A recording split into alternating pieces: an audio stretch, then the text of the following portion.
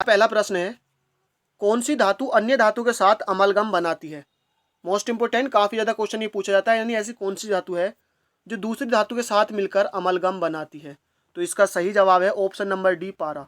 लेकिन आपको ध्यान रखना है, इसका दूसरा क्वेश्चन ये भी पूछा जाता है कि पारा किस धातु के साथ अमलगम नहीं बनाता है, यानी ऐसी कौन सी धातु है जिसके साथ अमलगम नहीं बना पाता है। तो ध्यान रखना है, वो होता है Fe, जिसे आप आयरन कह सकते हैं, लोहा कह सकते हैं या फेरस कह सकते हैं।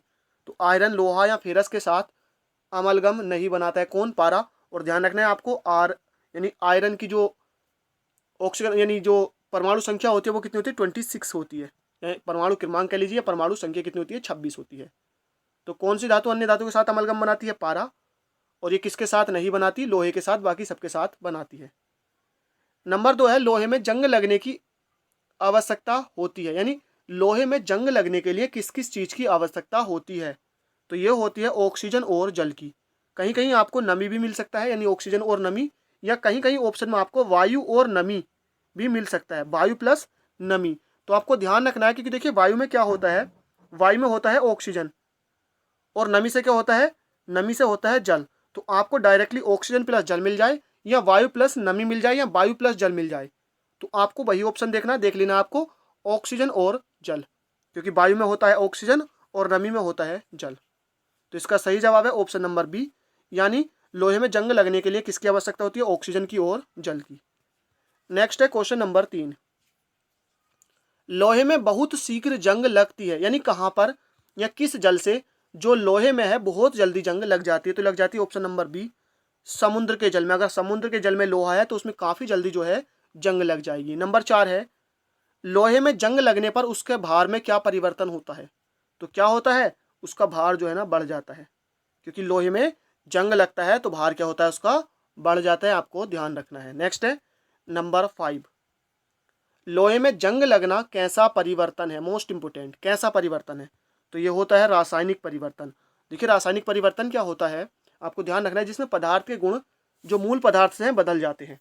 और आपको ध्यान रखना है कि उसमें क्या होता है, रासायनिक परिवर्तन में हम पदार्थ को दोबारा उसी अवस्था में नहीं ला सकते, लेकिन भौतिक परिवर्तन में हम वैसे का वैसा ला सकते हैं और उसके गुण जो है नहीं बदलते हैं। नेक्स्ट नंबर 6, निम्न में से कौन सा एक रासायनिक परिवर्तन नहीं है। ध्यान रखना है आपको, रासायनिक परिवर्तन नहीं है। कागज का जलना, देखिए ध्यान रखना है, मैं आपको 4 ऑप्शन इसमें बता रहा हूँ। कागज का जलना, कागज के जलने के बाद राख बन जाती है, हम राख से दोबारा कागज नहीं बना सकते। तो ध्यान रखना आपको, ये रासायनिक परिवर्तन है। भोजन का पचना, पचने के बाद वो दोबारा भोजन नहीं बन सकता, क्या है ये, रासायनिक परिवर्तन है। और पानी का भाप बनना, ध्यान रखना है आपको, पानी का भाप बनना है, आप भाप से दोबारा पानी बना सकते हैं, उसके गुण चेंज नहीं होते हैं, ध्यान रखना है। तो ये क्या है, एक भौतिक परिवर्तन है, पानी से भाप बदलना, क्योंकि आप भाप को किसी भी चीज़ पर इकट्ठे करके संघनन करके उसको दोबारा जल बना सकते हैं। तो निम्न में से कौन सा रासायनिक परिवर्तन नहीं है, भाप का, यानी पानी का भाप में बदलना। क्यों, क्योंकि ये एक भौतिक परिवर्तन है। नेक्स्ट चलते हैं नंबर 7 की तरफ। नंबर 7 है, सोने की शुद्धता कैरेट में मापी जाती है। तो सोने का जो शुद्धतम रूप होता है वो कितने कैरेट का होता है। तो ये होता है 24 कैरेट का। देखिए डायरेक्टली क्वेश्चन ये भी पूछा जाता है कि सोने की शुद्धता किस में मापी जाती है, तो कैरेट में मापी जाती है, और जो सोने का शुद्धतम रूप है वो कितने कैरेट का होता है, 24 कैरेट का। नंबर 8 है, धातुओं का राजा किसे कहा जाता है। धातुओं का राजा किसे कहा जाता है, तो ये कहा जाता है सोने को, यानी सोने को क्या कहा जाता है, धातुओं का राजा कहा जाता है। नंबर 11 है, जर्मन सिल्वर में कौन नहीं होता है। तो आपको ध्यान रखना है, यहाँ पर सिल्वर ही नहीं होता, यानी चांदी कह लीजिए, एजी कह लीजिए या चांदी कह लीजिए, इसमें यही नहीं होता है, बाकी सब होते हैं तीनों, यानी कॉपर भी होता है, निकल भी होता है और जिंक भी होता है।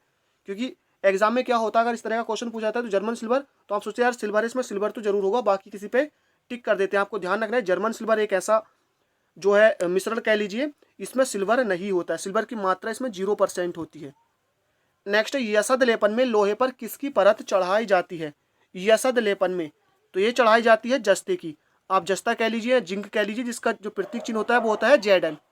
क्या होता है, जेडन, जस्ता या जिंक। नेक्स्ट है नंबर 11, कांच क्या होता है। कांच क्या होता है, तो इसका सही जवाब है ऑप्शन नंबर सी, अतिशीतित द्रव या अतिशीतित तरल कह लीजिए। नेक्स्ट है 12, धातुओं का शुद्धिकरण किसके द्वारा किया जाता है। धातुओं का शुद्धिकरण, तो ये किया जाता है जोन, मेल्टिंग के द्वारा। ये एक प्रोसेस है, ये एक प्रक्रिया है जिसका नाम क्या है, जोन मेल्टिंग। इसके द्वारा धातु का शुद्धिकरण किया जाता है।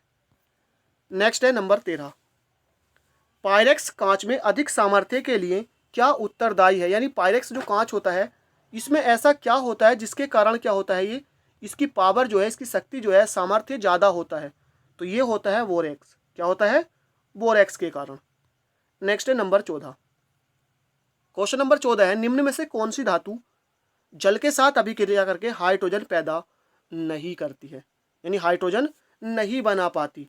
तो ये है ऑप्शन नंबर बी, कैडमियम। देखिए होता क्या है, इसका आयन विभव या आयनन ऊर्जा कह लीजिए या आयनन एंथैल्पी कह लीजिए बहुत ज़्यादा कम होती है, जिससे क्या होता है, ये जल में से हाइड्रोजन को अलग नहीं कर पाती है, विस्थापित नहीं कर पाती है। और जब विस्थापित नहीं कर पाती है तो ये हाइड्रोजन नहीं बना पाती है। नेक्स्ट चलते हैं नंबर 15 की तरफ। क्वेश्चन नंबर 15 है, कौन सा तत्व धात्विक और अधात्विक दोनों रूपों में रासायनिक व्यवहार करता है। यानी अगर हम इसके केमिकल प्रॉपर्टीज की बात करें तो ये धात्विक और अधात्विक दोनों की तरह ही व्यवहार करता है, दोनों की तरह ही बर्ताव करता है। तो ये है ऑप्शन नंबर बी, बोरोन। ध्यान रखना, option number B, boron. Next है नंबर 16, निम्न में से अधिक विद्युत चालकता वाली धातु कौन सी है। यानी जो ये चार आपको ऑप्शन दिए गए हैं इसमें ऐसी कौन सी धातु है जो सबसे ज़्यादा विद्युत चालकता दिखाती है। तो इसका सही जवाब है ऑप्शन नंबर सी, चांदी। कौन सी है, ऑप्शन नंबर सी, चांदी। नेक्स्ट है नंबर 17, निम्न धातुओं में से सबसे हीन चालक कौन सी है। हीन चालक आ सकता है या सबसे कम।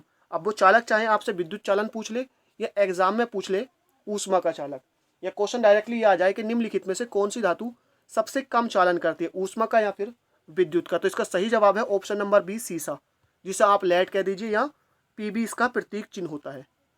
नेक्स्ट है क्वेश्चन नंबर 18, निम्न में से कौन सी धातु मुक्त अवस्था में पाई जाती है। मुक्त अवस्था में तो ये पाई जाती है सोना, यानी सोने का प्रतीक चिन्ह आपको ध्यान रखना है AU होता है, और इसकी जो परमाणु संख्या होती है वो 79 होती है। नेक्स्ट है क्वेश्चन नंबर 18, शीशे का सबसे महत्वपूर्ण अयस्क कौन सा है। तो शीशे का जो अयस्क होता है वो होता है गैलेना। ऑप्शन नंबर ए, शीशे का अयस्क क्या होता है, गैलेना होता है।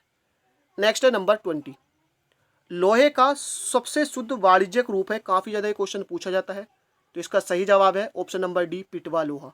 कौन सा होता है शुद्ध रूप, पिटवा लोहा होता है, यानी लोहे का सबसे शुद्धतम वाणिज्यिक रूप कौन सा होता है, पिटवा लोहा। तो यहाँ पर हमने आज के वीडियो में डिस्कस किए हैं 20 केमिस्ट्री के क्विज, यानी 20 केमिस्ट्री के क्विज, और इस सीरीज का था ये पार्ट नंबर 2।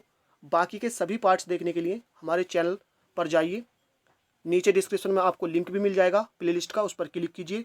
बने रहिए चैनल के साथ, सपोर्ट करते रहिए। थैंक यू फॉर वॉचिंग, मिलते हैं नेक्स्ट वीडियो में।